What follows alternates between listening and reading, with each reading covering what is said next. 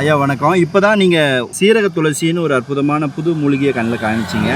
பக்கத்துலேயே இன்னொரு மூலிகை இருக்குதுன்னு சொல்லி காமிச்சிட்டு இருக்கீங்க. இது என்ன மூலிகைங்க? இது என்ன பயன்பாடுங்க? இது பேர் தாரா. உடைந்த எலும்புகளை ஒட்ட வைக்கிறதுல ஒரு அற்புதமான ஒரு மூலிகை இது.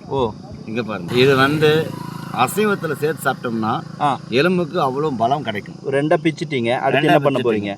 வெட்டின இலை ஒட்டிக்கிடும். அப்படிங்கப்பா கட்டுங்க. ஒரு டைமில் மறுபடியும் ஒட்டுங்க. இது ஒரு ஒரு தெரிஞ்சதை மறுபடியும் ஒட்டக்கூடிய தன்மை அதுக்கு இருக்குது அப்படின்னு சொல்ல வரீங்க. பாருங்க மக்களே, இதுதான் தாரா இல்லையா?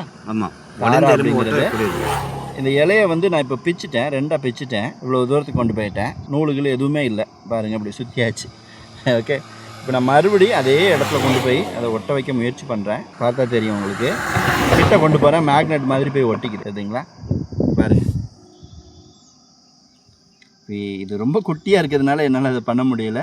ஐயா செஞ்ச இலை ரொம்ப அழகாக ஒட்டிச்சு பாருங்கள். பாருங்கள், ஒரு நூல் மாதிரி அதை பிடிச்சி ஒட்டிக்குது.